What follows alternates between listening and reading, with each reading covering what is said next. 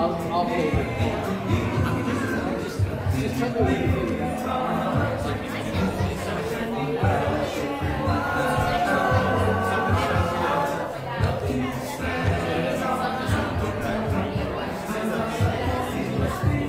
I'll pay it down. When they talk to you,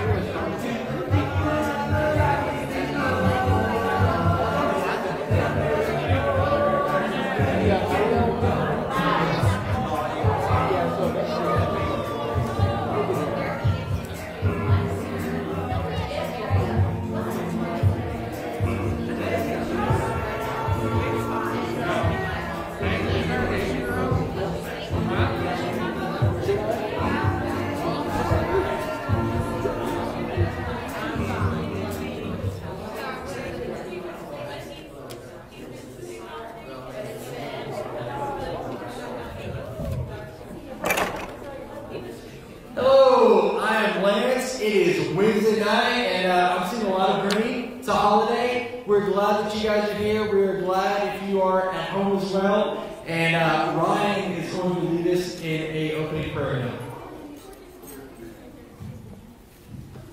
Dear God, thank you for this day. Thank you for our family. I pray that we are all protected. In Jesus' name, amen. Amen.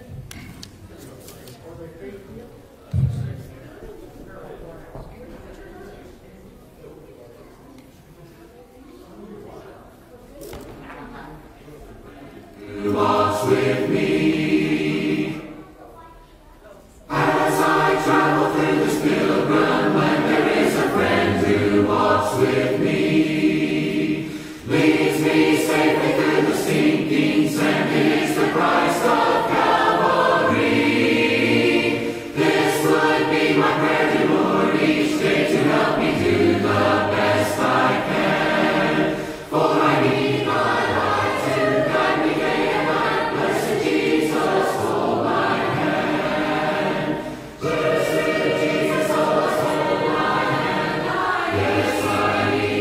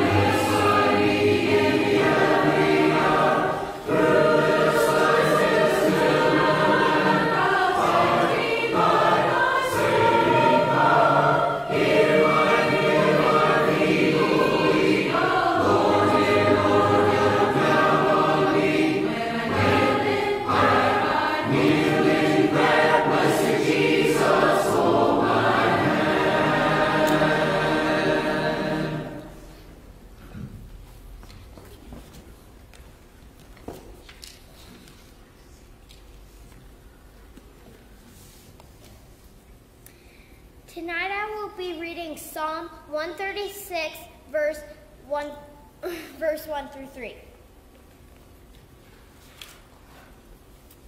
Give thanks to the Lord, for he is good. Give thanks to the Lord, for he is good. His love endures forever. Give thanks to the God of gods. His love endures forever. Give thanks to the Lord of lords. His love endures forever. In this one chapter, the writer says his love endures forever 22 times. Whenever times are good or bad, God will always love him. The same is true for us. So if you are at church on a Wednesday night,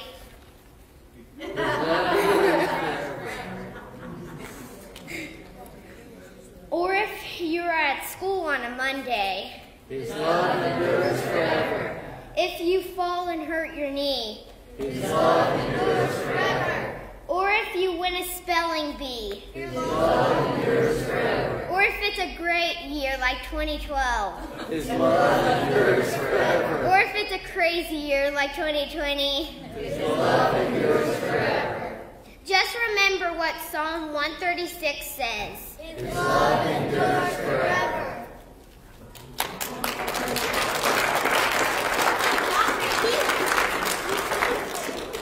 Okay, we want to welcome you again to our Wednesday night. Thank you for being here. This is the portion where we are going to split off. We're going to send our kids off to their respective classrooms or downstairs. Our adults, we're going to stay in here as we continue our study. Also, just a reminder, we are still continuing to do as much as we can around here. And so this Saturday, we are going to be having our food and clothing room. And so as we release more details about that, we'll let you know, but it's going to be from 9 to 11. We know we're going to be passing out food, and we'll probably doing clothes as well, but we'll give you some more information through email. So if you'd like to be a part of that, we certainly want to welcome you to join us there for that. Otherwise, thank you for being here and enjoy your classes. You're dismissed.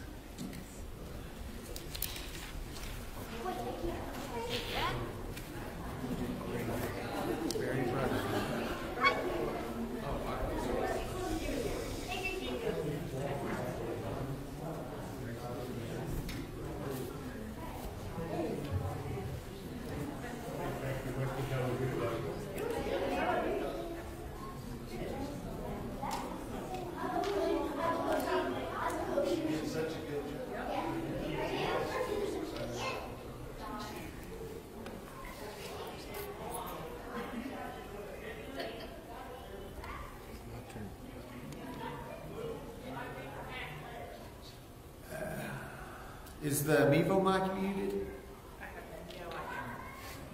I think Wyatt probably muted it. We need to add that to our list of things.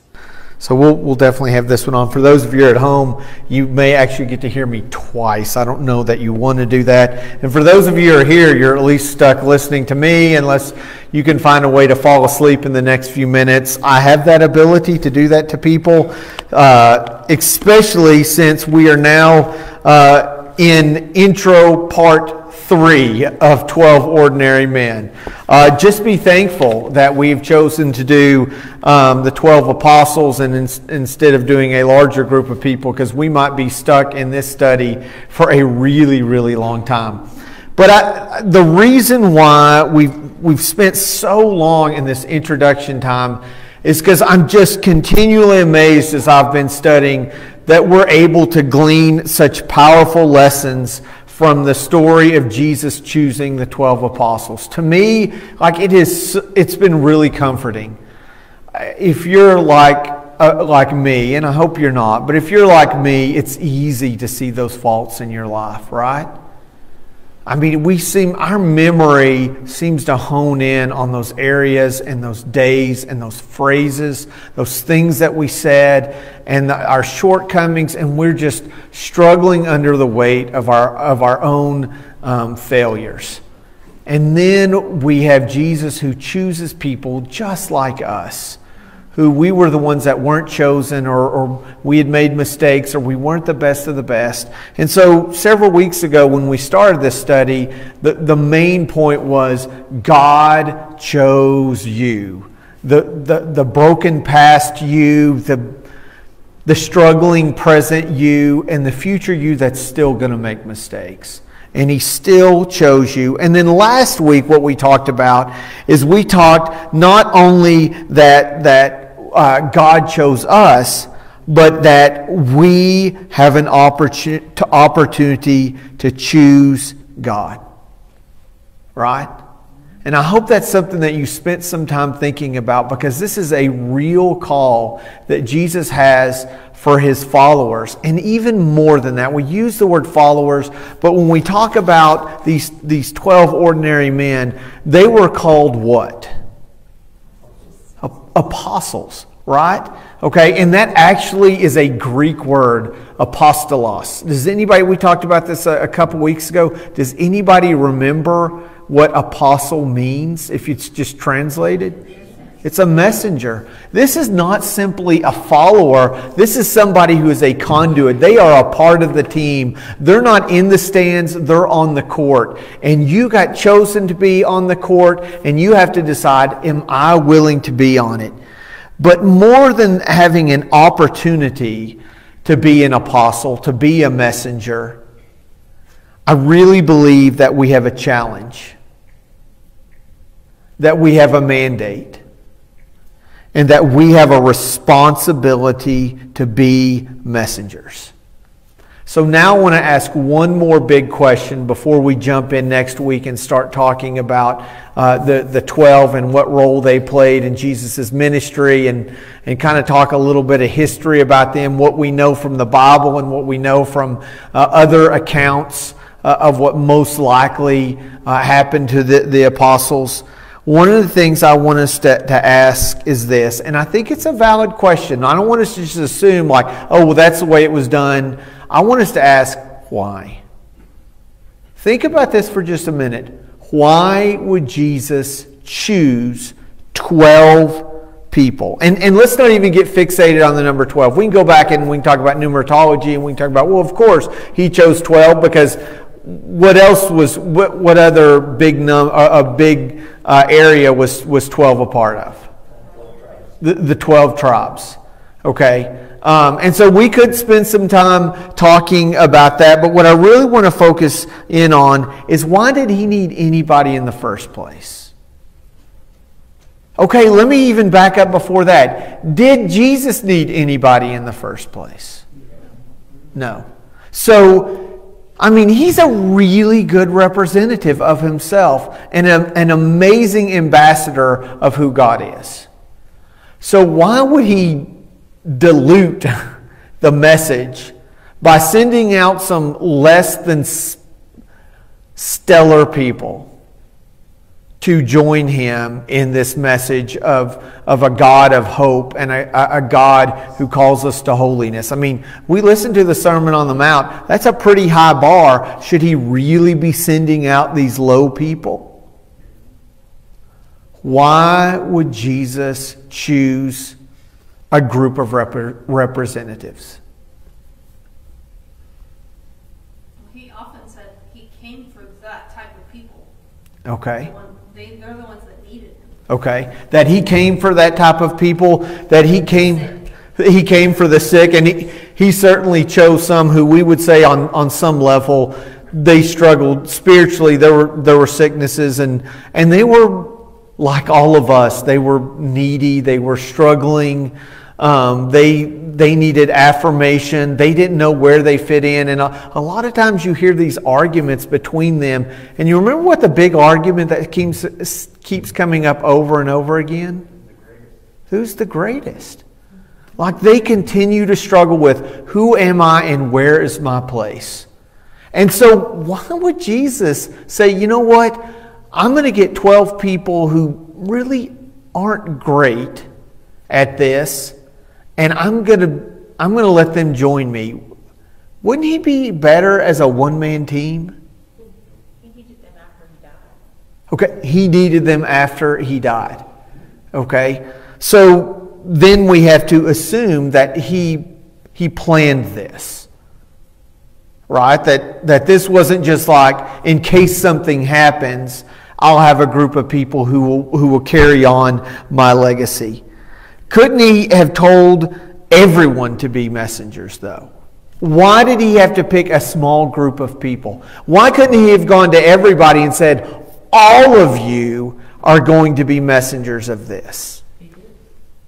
Well, he did, but then ultimately he called 12 and said, you are going to be my apostles. You are going to be my messengers. Why would he have to hone down and select 12 individuals? Have you ever thought about that before? Why do you think this would be important? Okay, they have a responsibility.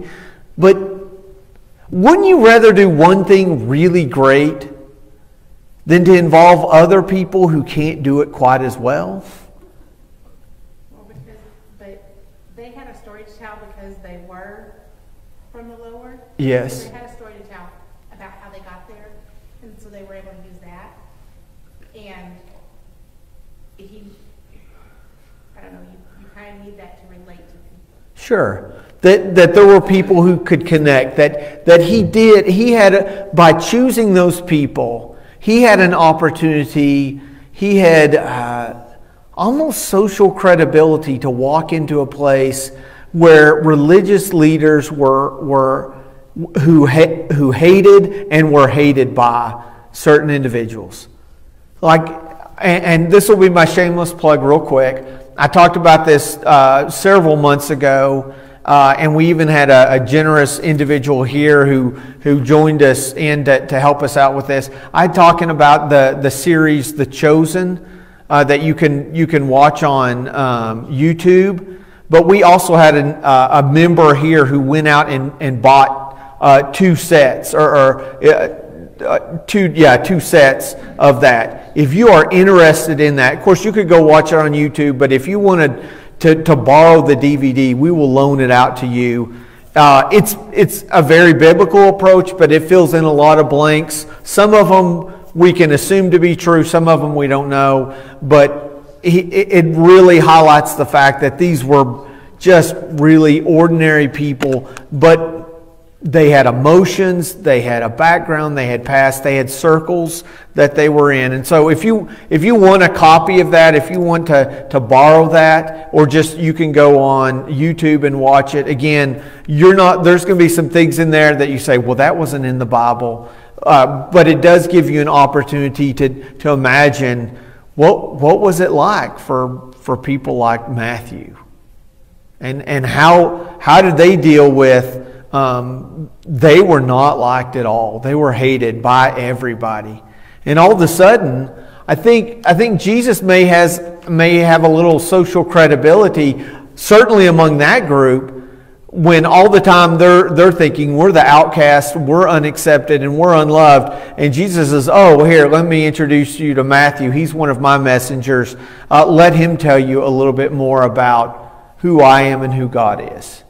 Now, he certainly would have lost credibility among at least one circle, the religious people, when Jesus, this rabbi, is rolling around and he's got fishermen and zealot and tax collector and all sorts of ragtag group of people.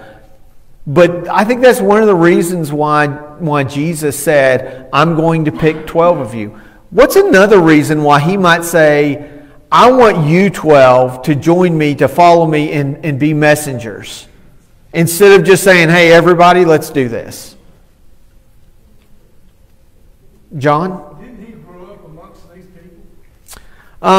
He could have. I mean, we don't know for sure. Know their reputations and all, and that way. I think because he's the Son of God, he would have known their reputations for sure. I mean, he grew up in this area. Yes, absolutely. He probably knew these people and their reputations. Yes. So he knew about them, and this is one thing that I think is really beautiful about this, is that we would look at these individuals and we would say, well, X, here's what's wrong with this guy, here's what's wrong with this guy, and in a religious circle you would say, I would never want a fisherman out there following me around as a rabbi. Like, that looks really bad on me. But Jesus could look, and he knew something about them and their character. And he knew that they were the right ones. Even Judas, who had a purpose to serve. Jesus knew what he needed out. Jesus knew what he needed out of Judas. But again, why wouldn't you just say, hey, all of you, share this message. It's really great. Have you ever been in a group of people and somebody said, hey, I think we should all do this? And everybody goes, yeah, that's great. And then what happens? Nothing happens. Because you don't have anyone who has been selected. You don't have anyone who's been empowered to do that. Everybody else thinks that somebody else is going to do it. So I think that's part of it. But another thing that I think is part of it is that Jesus understood that that choosing the 12 was better than picking the whole crowd. Both in the Old Testament and the New Testament, God seems more concerned about depth than width. Okay? He is concerned about people who love Him and who will follow Him. Notice throughout the Old Testament how He chooses individuals or people when there's literally millions on the earth. He says, these are the ones that I will use. He was more focused and still is more focused on quality than quantity. It almost seems like He knew that that's how it was going to operate. Now, remember the story of the little guy in Judges chapter 6? No, not Zacchaeus. That's New Testament. Old Testament. The little guy in Judges chapter 6, his name was Gideon. Do you remember what he says? He says, when God calls him, he says, pardon me, Lord, but how can I save Israel? My clan is the weakest in Manasseh, and I am the least in my family. I mean, he is the runt of the litter. And he recognizes this from the very get-go. I'm not the right one. I'm too small. I'm from Manasseh, and even in my little family, I'm the smallest of that. I'm not the right guy. And God says, no, you are. And they're about to go fight the Midianites. And here's a good trivia question. Does anybody remember how many men showed up to go fight the Midianites? We just did this, right? You just did 32,000. Math in class, and the kids were, the 3rd through 5th graders all said, we're doing math. And said, Yeah. Yes, they're doing math. And so Barry and Kara both know 32,000 was the original number. And God looked at that and said, no, that's way too many. And he says to Gideon, tell him, anybody who doesn't want to stay, they can go home. And then what did that number drop down to? 10,000. Which, by the way, 32,000, that's roughly the size. It's a little bit smaller than Hobbs. I guess if we called Hobbs proper, that might be, of course, I think we're around 40, but somewhere around that number, right? A lot of people, right? And he says, listen, if you don't want to stay here, you can go. 22,000 people. Over 2/3 of the people say, okay, that works for me. And so now little Gideon is sweating. He's like, man, we've got to go face the Midianites. I'm a little guy, and I only have an army of 10,000. And what does God say? Too many. He says too many. So first qualification is he takes out those who weren't willing. And then he's going to select this next portion. And I don't know if I want to say able or not, but he selects the group of people. Does anybody remember how he selects this smaller group, Burnell? By those who bent over and yes. water up, and those who just got down and drank the water. Yeah.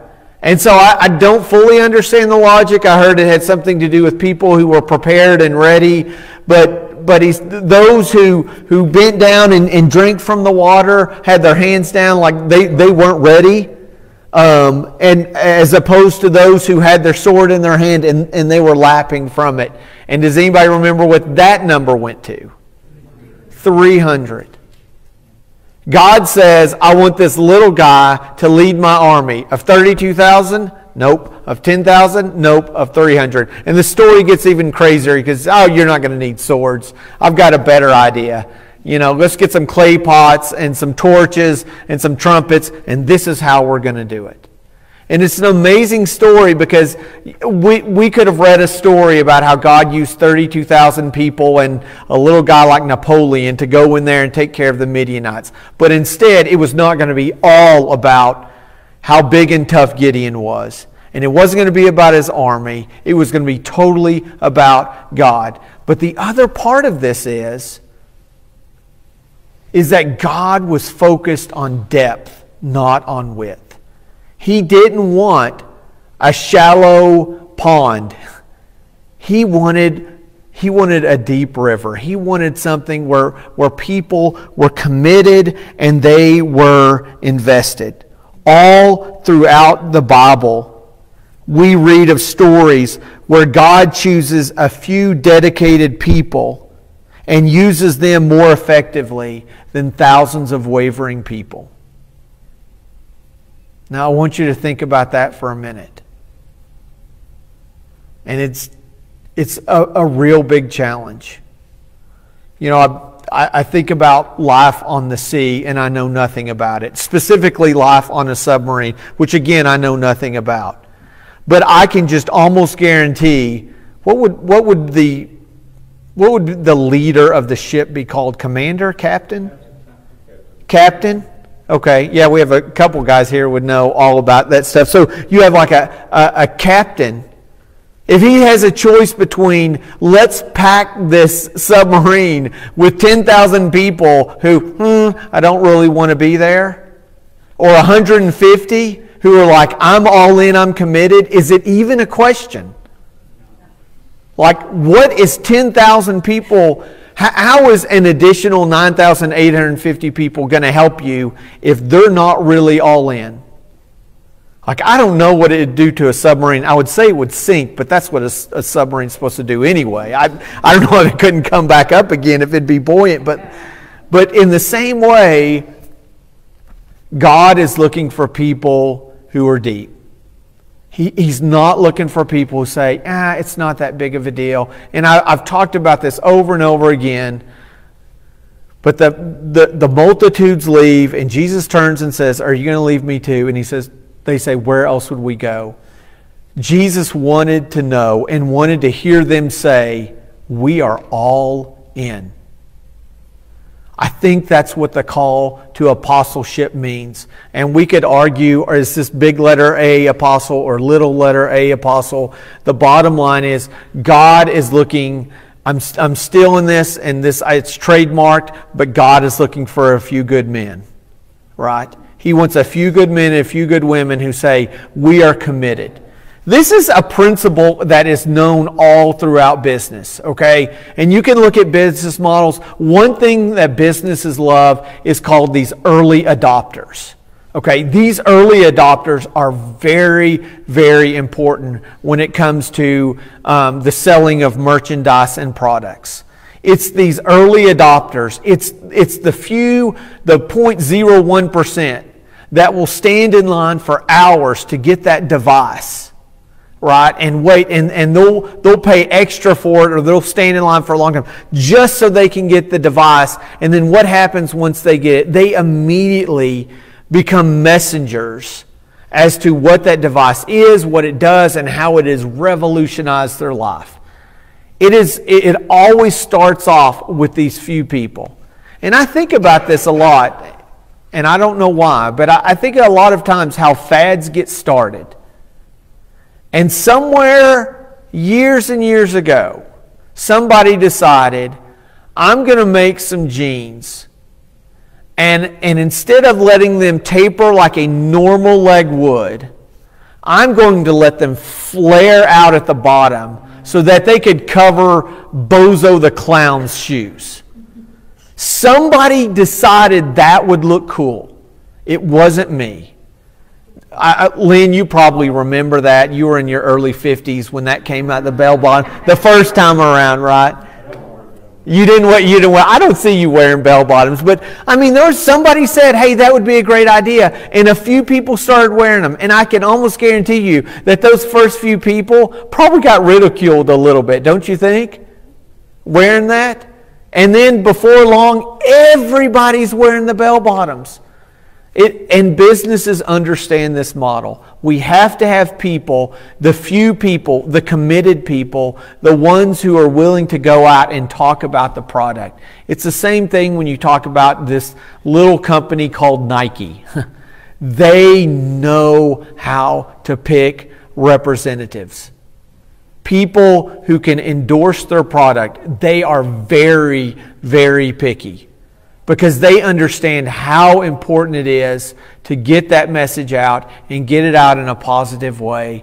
And that's what God understood years and years ago, before Nike was a company or Nike was a goddess. She was a goddess in Greek mythology. All before that, God understood the importance of selecting people to use in a powerful way. On Sunday mornings, we've been talking really about the exact same thing. God sets aside a group of people who we know as who? Israelites. Good. I know that was a softball question. That was easy, but I just want to make sure you're still awake, right? So He chooses the Israelites, and some of us have to ask the question, why would He choose them? Why wouldn't He just tell everybody? Couldn't He send an angel to each of the nations and say, here's what's going to happen? He understood the importance of not going wide, but going deep. Because while the Israelites were in slavery and later on they were wandering around in the desert, there were nations around them that were absolutely corrupt, pagan nations that just didn't know God. They often were steeped in polytheism, in abuse, in neglect, in oppression, in hatred, and in anger. They were often unfaithful to their mates, oppressive to their neighbors, and greedy with their finances. For many groups, for many nations, as God is choosing the Israelite people, for many nations, their worship involved false gods, prostitution in temples, and child sacrifices. It's why the Genesis 22 story is so powerful when God says to Abraham, you won't sacrifice your son. Even though everybody else around you is doing that, you're not going to do that. There's only one person who I want doing that, and that's me. And that's because I love my children. God wanted a people of His own who would point to Him, who would follow Him, and who would share their message about Him. And this is not just a message of words. It was something He would call them to action. And we'll talk about that on Sunday in several weeks, when after he tries to develop this relationship, He says, okay, by the way, here's some guidelines. Here's 10 things I want you to live by. Right? So enter the apostles. Jesus chose the runts, and the runts chose Jesus. And this is God's plan. Just like the Israelites, just like Gideon, just like David, just like all the prophets, major and minor, God was choosing individuals to say, I want you to get this message out. This was God's plan. And this still is God's plan. Amen. We have a message that is powerful, it's radical, it's life-changing, it's life-giving, and it's really hard. And Jesus calls us to be messengers of this amazing story of a God and His Son and a sacrifice and a plan. And that's where all of us come in. But it's more than you being chosen and you choosing. You have to understand it is a radical change in your life. It's not just showing up. It's the way that you have chosen to live your life every single day. That is what we're called to. Let this soak in. The apostles and later the church is God's plan A. Do you know what that means? There is no plan B. There's not. The church, with its runts and misfits and fishermen and tax collectors, that is God's plan to how He's going to get the message out. And again, it's not just, well, God chose me. It is a mandate, a command, a responsibility that each one of us has. So I'm going to give you a set of more softball questions. Sorry, Becky, I don't mean to be disrespectful. I know that you can, when I say softball, you know what I mean by this. I still know that you can knock it out of the park and round the bases. You can point to it. Okay, is the church perfect? Can the church be perfect? No. Okay, so we admit that we're not perfect. And we've gotten into this bad thing, and I say we, I'll kind of throw myself in the lot, but there have been Christians, preachers, ministers, pastors who have decided that now is a great time for the church to be the kicking dog of the society. And we get in, we talk about how terrible church is, and we go over all these stories of you won't believe what happened this time. This is God's plan A. And it is also, by the way, His bride. I think I'm a pretty easygoing guy. But if you want to get me fired up, come and start saying bad things about my wife. Like, I will defend her. And I will fight for her. And I will protect her. And so when we start kicking around the church and talking about how bad it is and how it's, you know what, you have to remember, it is still the bride of Christ. And that we are called to honor God the best way that we can through that. Okay, so can the church be willing? Can the church be willing to share that message? Okay, thank you, Burnell. I was hoping somebody would say that. Should the church be willing? Should you be willing? Absolutely. That we have a responsibility to be used by God to help grow His kingdom and share that message. Okay. So it was a really long time ago, but this young man, he was in his early 20s, was riding around, and he was in an older car. And as sometimes happened back in those days, cars would overheat, and it just so happens that his did. And so he pulled over next to a house, and he popped the hood, and sure enough, it was too hot, and he knew what he needed. He needed water. So he walked up to the door, walked up to the house, he knocked on the door, and a man answered, and he said, "Can you help me out? I need some water. My vehicle out here is overheated." Older man, he was probably in his 80s, and he said, "Sure, come with me." He invited him in the house. They went into the house, through the house, into the garage, and it was right about that time as the man was padding around along the garage walls that he realized he's blind. The man finally finds the spigot that he was looking for. He fills up the jug. They go out. He puts water into his car, and he returns the pail. And the man said, "Hey, if you don't mind, Would you come back sometime and just visit? True story. The young man in his 20s, I think he said he was 23 at that time, he said, sure, I will. And he came back the next day. And then they started to develop this relationship.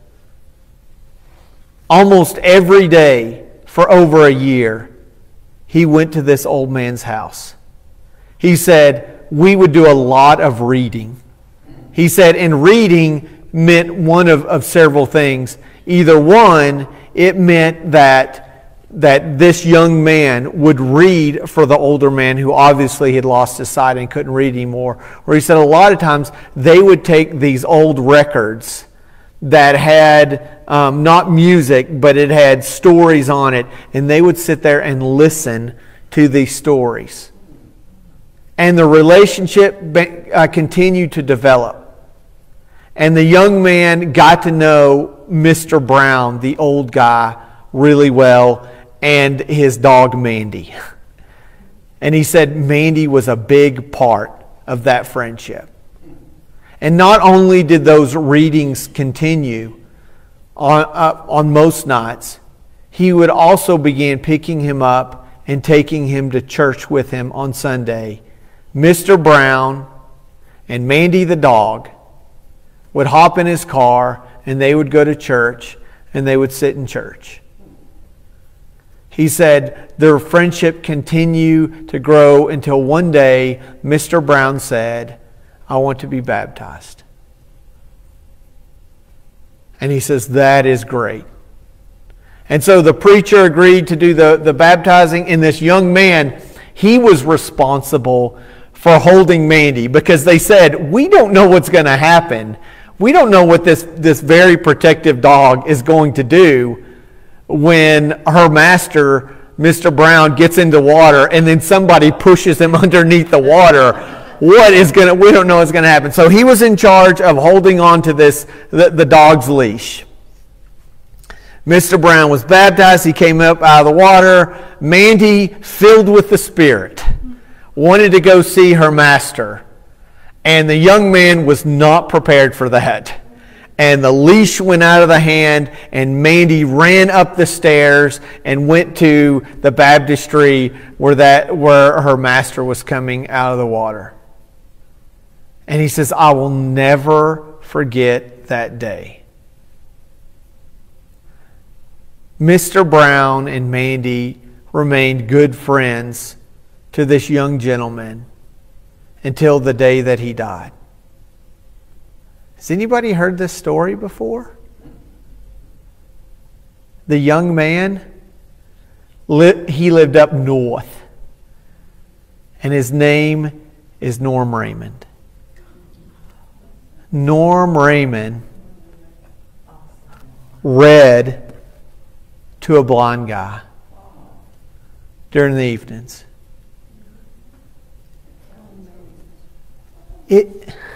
It wasn't like this special reading program.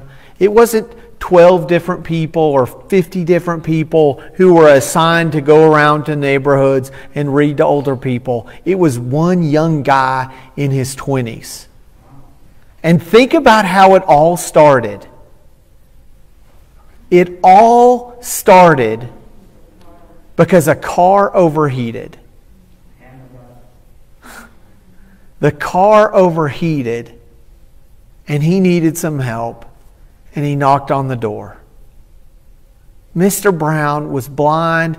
He had no family. He was 80 years old. He was nothing. He was a nobody. And a young guy said, yes, I will come back and visit you. Now, I don't know how God works, but maybe, just maybe, he had a car overheat at just the right place. But know this: if God in His infinite wisdom said, I want that car to overheat because Mr. Brown is a child that I love and he's lost and I want him to come to know me, He says, I'm going to send this young guy by.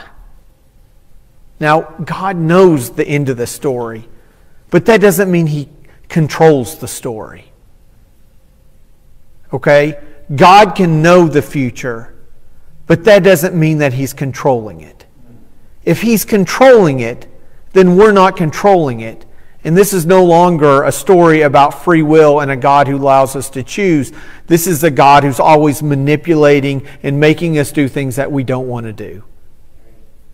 So let's assume that He said, I'm going to send this young man, and I'm going to have his car break down right in front of Mr. Brown's house. And he knocks on the door, and ultimately Mr. Brown says, do you want to come back? Norm still could have said, yep, I'll come back, and never show up again. He could have looked at him and said, no, I'm busy, and could have made an excuse. And I don't know that Norm would have said, I know where this is going. Mr. Brown is going to be a really great friend, and I'm going to really cherish the times. I heard this story just a couple days ago, and there were tears in his eyes as he was talking about Mr. Brown and Mandy. But he still had to say, you know what? I'm going to go sit with this man. And at some point, there had to be a conversation about, would you like to come to church with me? I'll come pick you up. Sure, we can bring your dog too. And this is up north years and years ago. I'm trying to do the math. I mean, it had to be probably 1950, somewhere around there. 1955. And a young guy who probably could have been doing any number of things on his nights chose to sit and listen to records of stories with an old blind guy and his dog. What if God is orchestrating that in our lives? It's not just God chose you, you chose Him, hooray, let's hang on until heaven. Like, that is not the message of the gospel. That's not what we see Jesus doing. He looked at people and He says, I want you to be my messengers. I want you to go into places and around people who are unaccepted, and I want you to show love to them. I think that is our call today. I think more than anything, certainly more than any other time in my life, there needs to be love and acceptance and kindness shown to people. And I will not expect my political party to do it. And if you think your political party is going to do it, fat chance. Okay, we're not going to be able to pay people enough money to go around and be nice. There is no other group in the world that is called to do what we're called to do. It is our responsibility. We don't need to wait for culture to shift. We need to be the ones that are showing love. I think all those little opportunities that we have turn into big changes in people's life. And I'll say this, I don't say this lightly. This is life-changing words. You share this with people, and it is the seed that can absolutely change lives. It's not just words from an old book. We really believe that it changes lives. We believe that because we're here because our lives have been changed. And that as a church, we can change lives too. Now, we're almost out of time, but there's one more thing I want to get at, and one more thing I hope that you expect me to get to. These crazy apostles who are confused and they're scared and they don't know what to do. And they're hiding out in a room. In fact, some of them say, okay, it was a good run. It ended not the way we wanted it to. I don't know what to do next. I'm going to go back to fishing.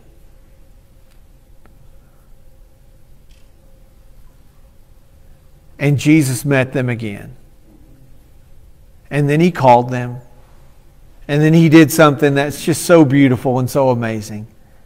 He said, I'm not going to leave you.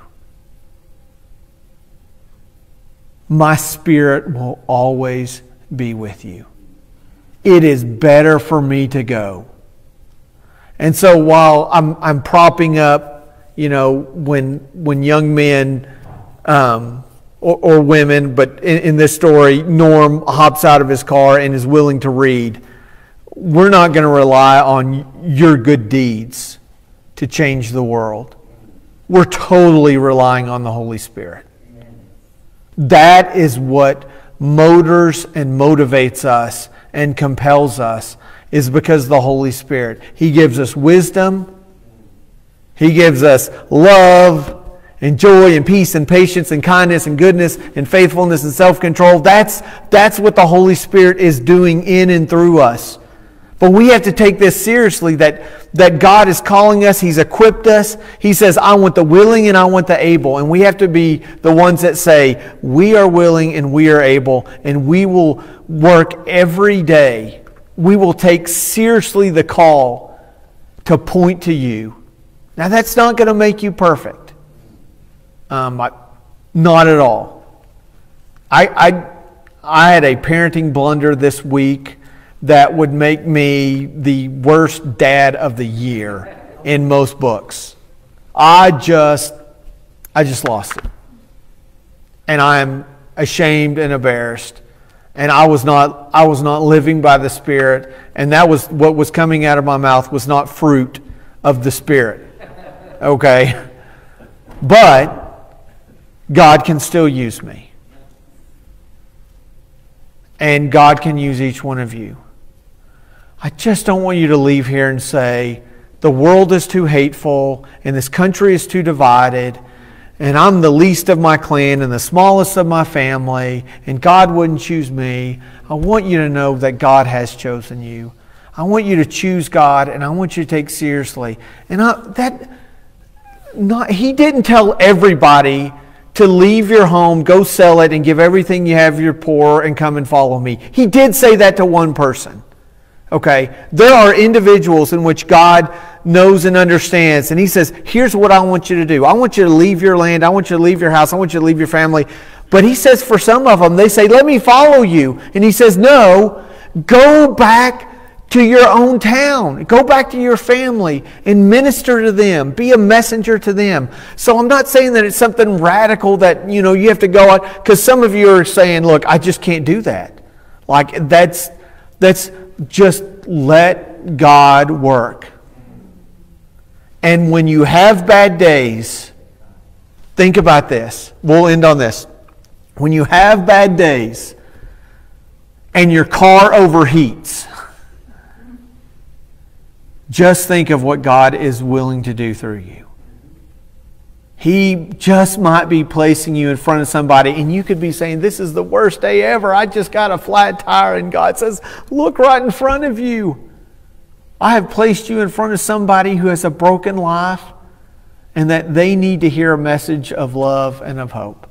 And so next week, I promise, we are going to be looking at Peter and the rest of the apostles. We'll start off with Peter. I won't pull off any more intro number 4 on you, but I hope you have been empowered by the story of the 12 like I have, of thinking that God can choose me and I need to choose Him, and I need to daily choose Him and look for how He's going to work powerfully in my life. And so I pray that you continue to do that. For those of you who are at home, there are ways that you can reach out to people and show love, all sorts of ways. And so I don't want you to feel like, oh, I'm stuck at home, I can't do anything.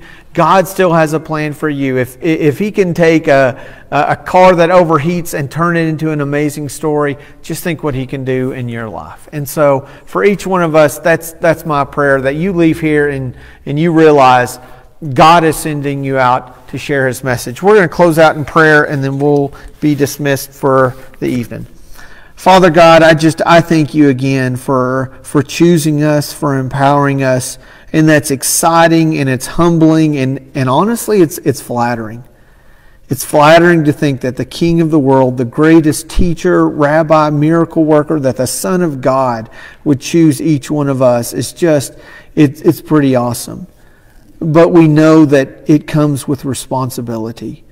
And so, Lord, as the apostles went through good days and bad days, as they found themselves arguing and longing for home and wondering what they're going to do next, Lord, you worked powerfully in their life. And in doing so, you made a promise to them that falls all the way down to us, that you will never leave us, that your Spirit is here with us. And so, Lord, I pray that our prayer as we leave here, that each one of us here tonight, that our individual prayers will be that we will seek to be in sync with the Spirit, that we will listen for guidance, and that we will allow that fruit to grow in such a way that you are glorified and we can just be messengers of a really awesome God and the life-changing story. It's in Jesus' name that I pray. Amen. Thank you again for being here. We look forward to seeing you on Sunday. You don't have to change your clocks this week. It was just that one time, so we're back to normal.